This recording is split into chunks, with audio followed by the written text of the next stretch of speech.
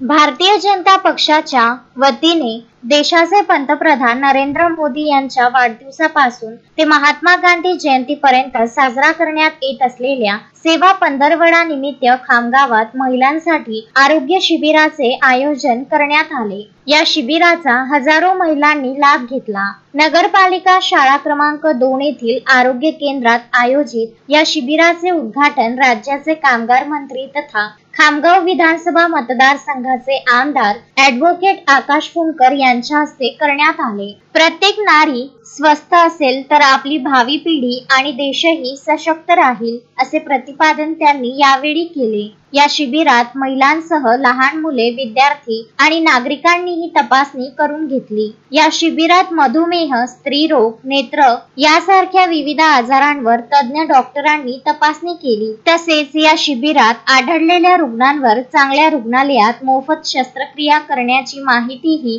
आमदार फुंडकर यांनी दिली। यावेळी ज्येष्ठ साहित्यिक राम मोहिते, भाजपा महाराष्ट्र प्रदेश सोशल मीडिया सह आयोजक सागर फुंडकर यांच्यासह भाजपचे पदाधिकारी व कार्यकर्ते मोठ्या संख्येने उपस्थित होते।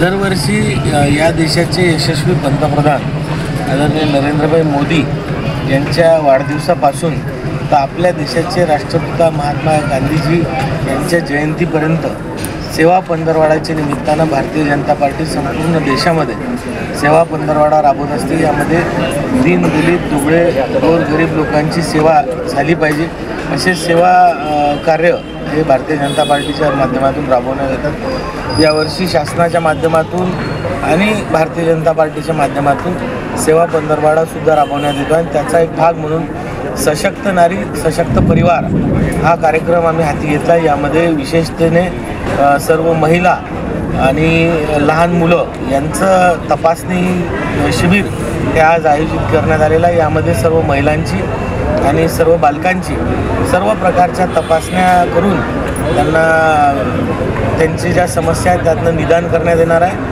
जे क्रिटिकल पेशंट्स असतील त्यांना पुढे उपचारासाठी नेण्यात येणार आहे आणि कोणत्याही प्रकारच्या आरोग्याच्या समस्येतून त्यांना मुक्त करता यावं या दृष्टीनं हा सेवा कार्याचा आजचा कार्यक्रम आम्ही घेतला। मोहम्मद फारूक, विदर्भ न्यूज, खामगाव।